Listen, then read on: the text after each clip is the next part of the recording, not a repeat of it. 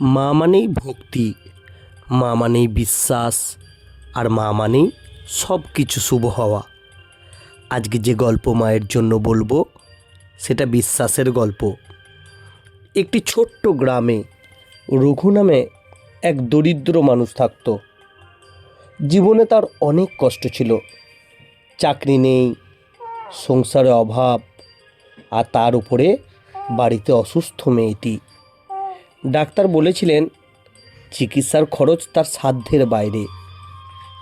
রঘু কোথাও গেল না।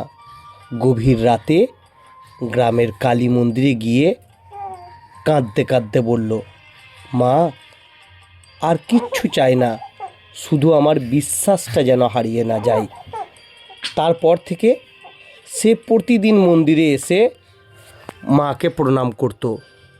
কোনো অভিযোগ নয়, কোনো চাওয়া নয়, শুধুই বিশ্বাস।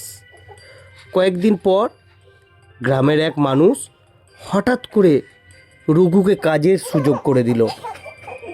অল্প অল্প করে সংসার চলতে লাগলো। আশ্চর্যভাবে মেয়েটির শরীরও ধীরে ধীরে ভালো হতে লাগলো। কোনো অলৌকিক দৃশ্য নয়, কিন্তু জীবনে আশার আলো ফিরে এলো। রঘু বুঝলো মা কালী মানে ভয় নয়, মা কালী মানে শক্তি, যিনি শেখান কষ্টের মধ্যেও মাথা তুলে দাঁড়াতে।